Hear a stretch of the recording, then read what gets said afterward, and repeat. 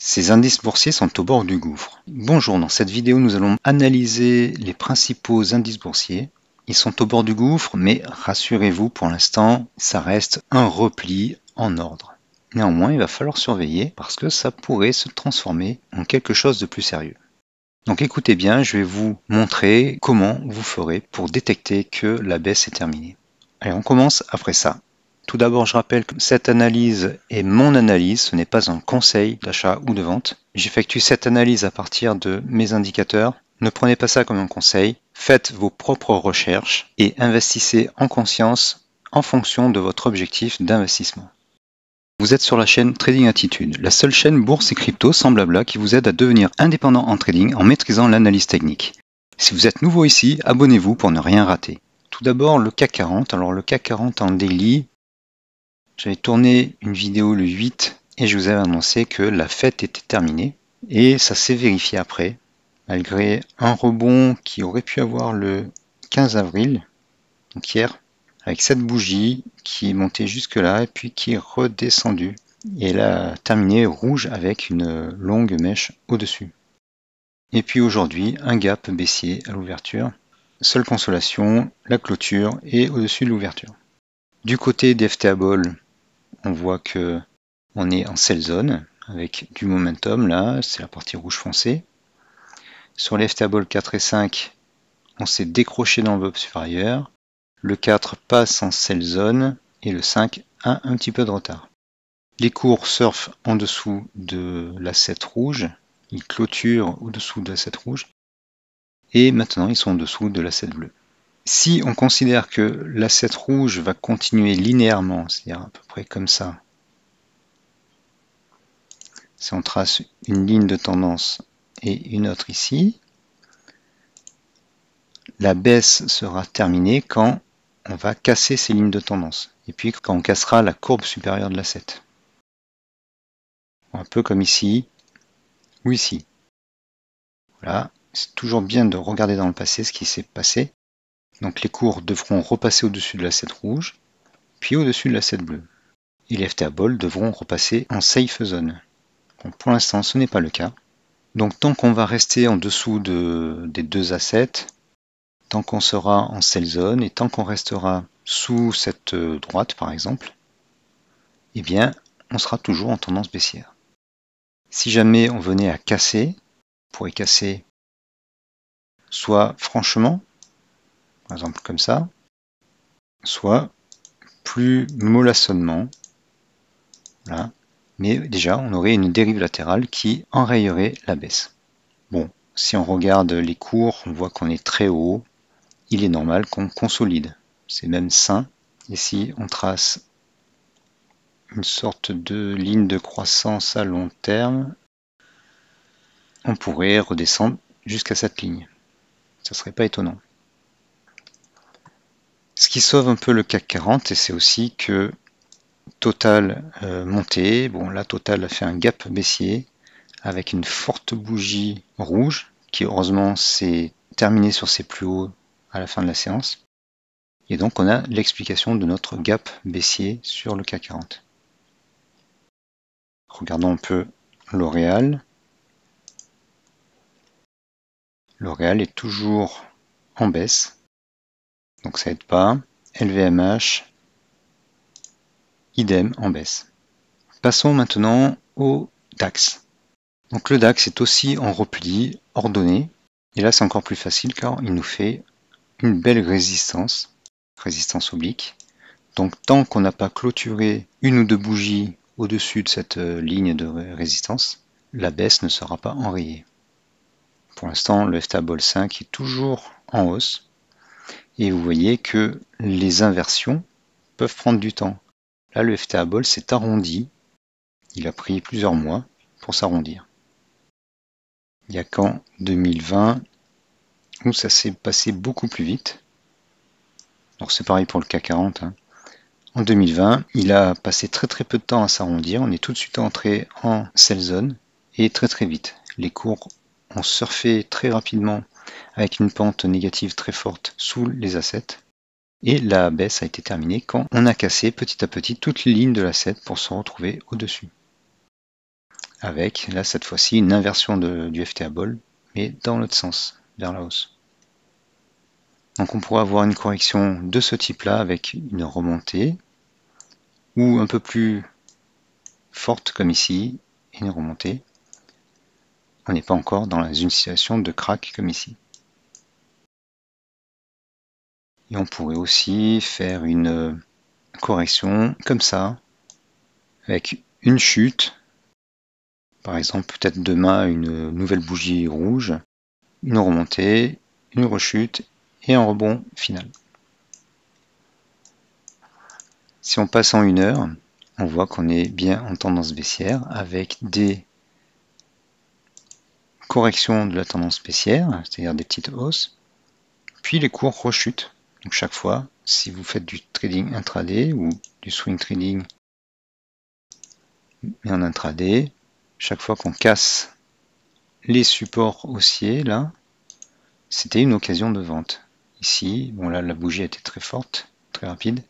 Ici c'était plus confortable.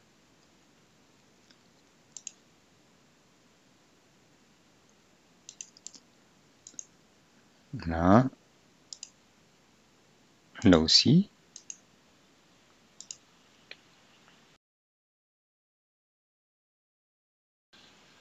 On avait autant d'occasions chaque fois de faire de la vente à découvert. Passons maintenant au Dow Jones. On a la même configuration avec les cours qui surfent en dessous de la 7, des sell zones, de très belles sell zones. Donc ça c'est en 1 heure et en daily. On a une configuration plus avancée que le CAC et le DAX. Et ma foi, le FTA Ball 5 il commence à se retourner.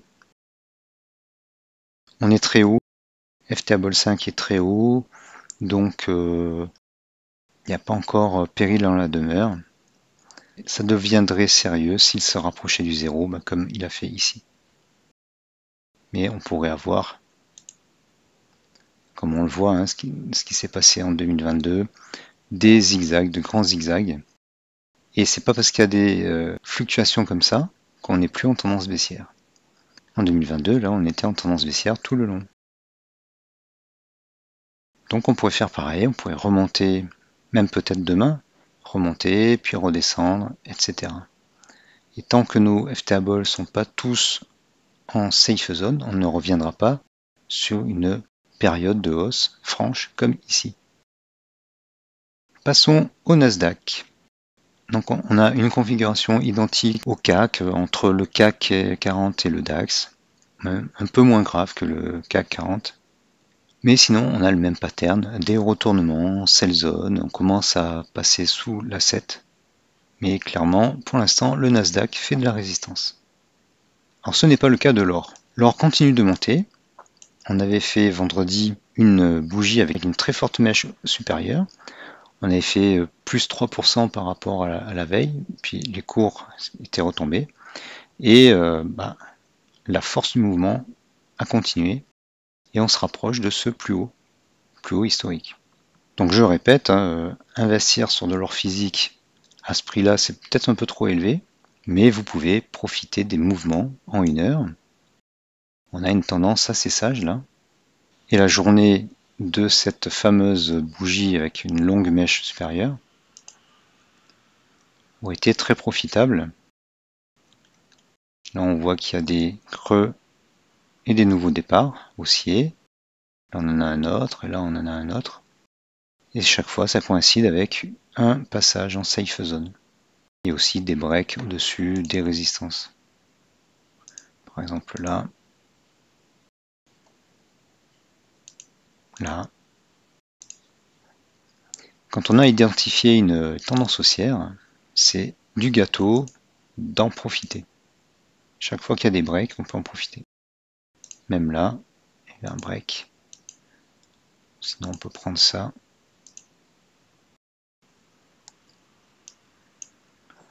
Voilà. Donc l'or continue de monter. Enfin, on va clôturer cette analyse par le Bitcoin. Le Bitcoin, pour qui la fête est terminée également, il est en tendance baissière. pas une grosse tendance baissière, mais ça commence comme les indices. Les prix surfent au-dessous de l'A7.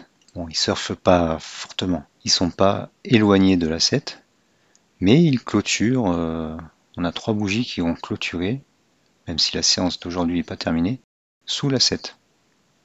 On est en sell zone sur le FTA-Ball 3.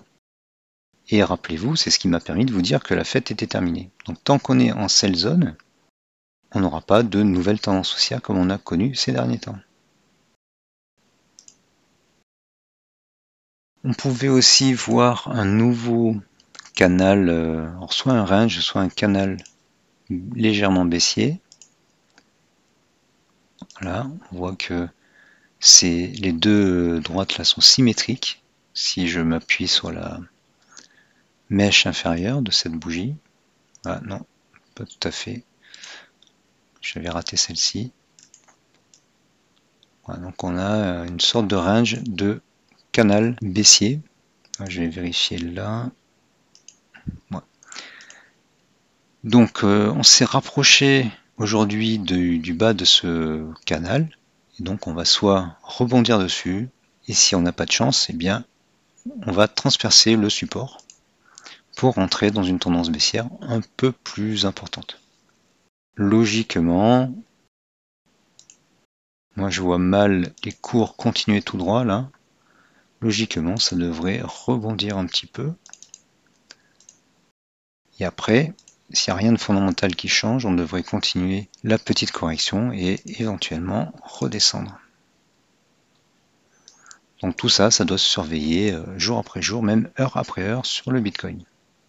Donc globalement, sur les marchés, sur les indices boursiers, la fête est terminée. On n'est plus dans une forte tendance haussière. Pour y revenir, il faut que nos FTA-Ball, les 3 plus longs, le 3, le 4 et le 5, repassent en safe zone et que les cours reviennent surfer au-dessus de l'A7, A7 qui devrait être croissant. Si vous voulez avoir ces indicateurs et bien d'autres, plus des screeners pour trouver les actions qui montent le plus, eh bien rejoignez la formation Gabi. Il y a beaucoup de contenu et en plus j'offre mes autres formations, c'est-à-dire le pack complet de mes formations. En tout, ça fait à peu près 17 formations, de quoi vous donner beaucoup d'idées, beaucoup de méthodes et beaucoup d'indicateurs. Une gigantesque boîte à outils et avec Gabi et ses indicateurs de belles méthodes de trading. Donc profitez-en, vraiment profitez-en, vous ne le regretterez pas. Merci d'avoir suivi cette vidéo.